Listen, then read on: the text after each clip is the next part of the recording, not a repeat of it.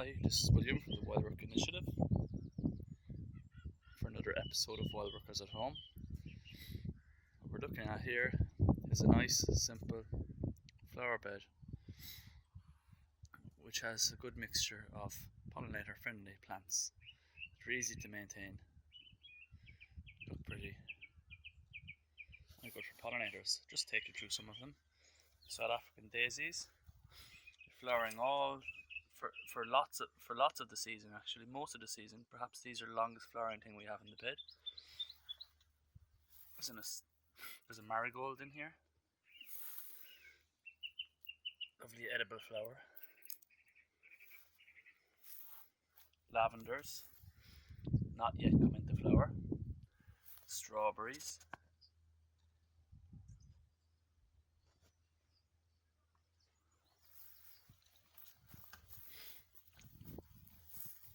sea pink or thrift, coastal plant, type of campanula, different strawberry species again. Moving up into the herbs, there's some lavender starting to come into flower.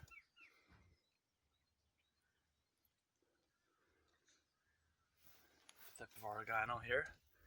This is going to really take off and burst full of flower. The bees absolutely love it. Then we have a scabious, another sea pink, chives, thyme, mint up here in the flower pot. This is a species that's again very good for pollinators, but it likes to take off, so we have it contained in the flower pot. And rosemary. This has been the best plant for bees so far this year in the garden.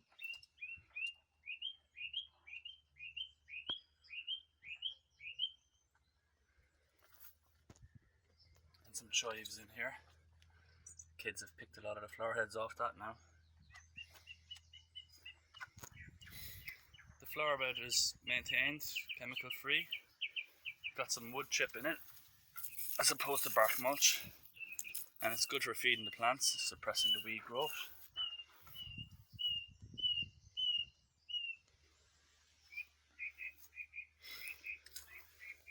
Certain times when weeds decide they want to grow pretty looking ones, we let them do their thing. So these guys here, I'm not actually sure on the species, but it's a very pretty little flower.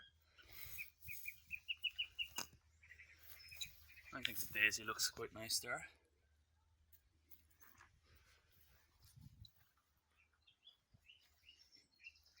So to establish this flower bed has been very low cost. Over about 3 years I think we spent less than €100 on plants. We haven't really kept tabs, but it certainly wouldn't be more than that. And the wood chippings actually came from roadworks that were happening nearby, where they had to fell some trees and there was wood chip left thrown on the side of the road, and we were able to get a wheelbarrow or two of that, and then it lasts a very long time.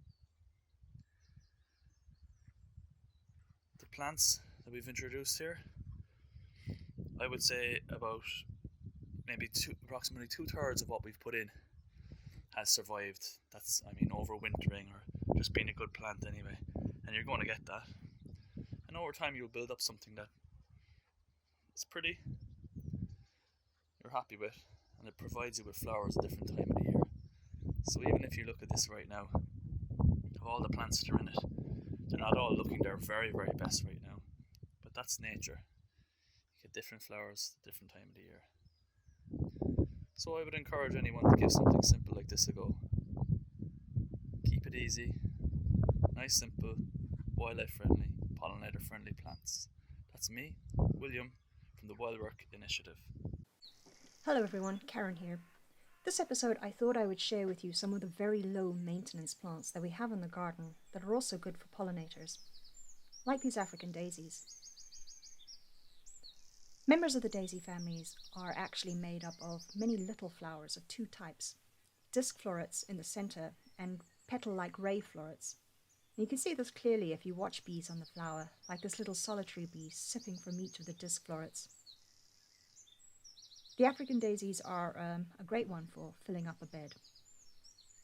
And they flower for a really long time too. So this was a video from September last year. You can see the flowers are still going strong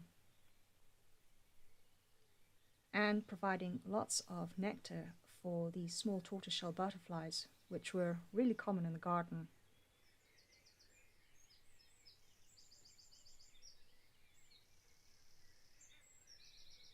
And we do very little with it, and it comes back every year. This is Honesty. It started flowering in March. It's almost finished now, but it's still providing some food. For example, for this handsome hoverfly.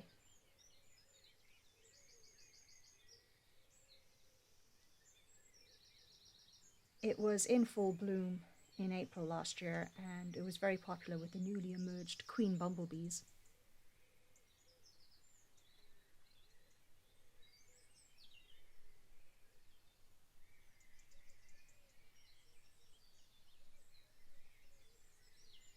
This is Elecampne. It's another member of the daisy family.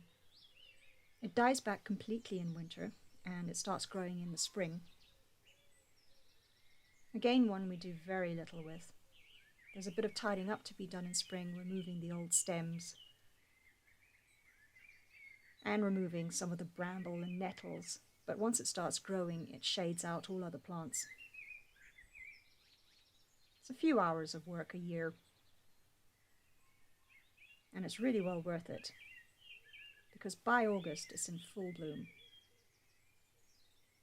and absolutely full of insects.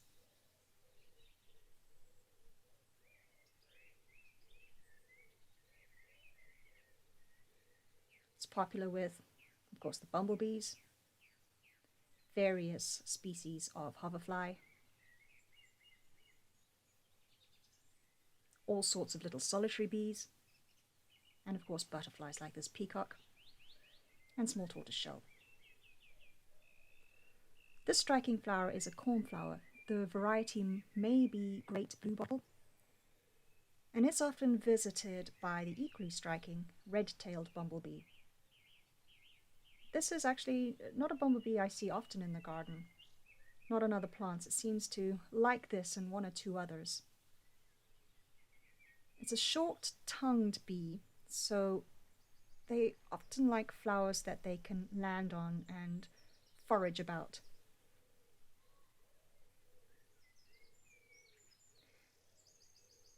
This helps really to save on the energy, so they're not constantly flying between flowers.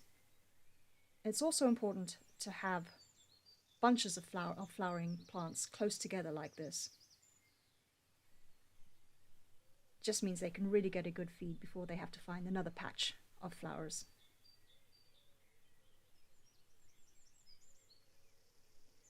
Chives produce beautiful flowers, and they have the added bonus of being a tasty edible. These pop up every year without us doing much of anything. We just let the flowers go to seed and the seeds drop where they are.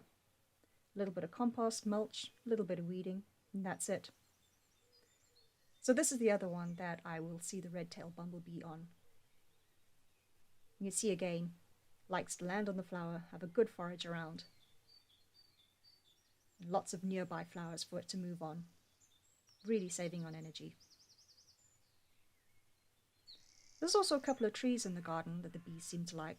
These are the ultimate low maintenance plants. This is forest flame. The new leaves are bright red, later turning green. Right now it's in between its red and green stage. But you can still see remnants of the red leaves.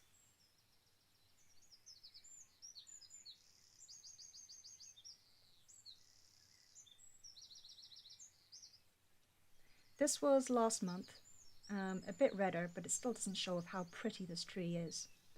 But with the new leaves, it also produces these lovely little flowers, which the bumblebees seem to enjoy. And it flowers twice a year. And finally, there's the holly, which was in full flower earlier this month. And it seemed to be visited by just about every other nectar-drinking insect in the garden.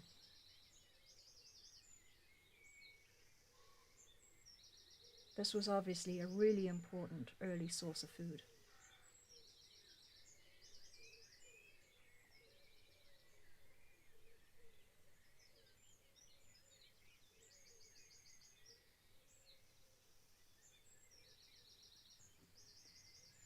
So those are some of the plants in the garden that are really low maintenance, come back every year, and provide a lot of food for pollinators. Now, none of these were planted because they were good pollinator plants. They were planted because they grew well, because they covered an area, because they were pretty. But they turned out to be really good for pollinators, and so they're being kept. They're also great because they provide a range of food over the year, starting in March right up until September, October. And that's really important in the garden, to try and have these floral resources available for as much of the year as you possibly can.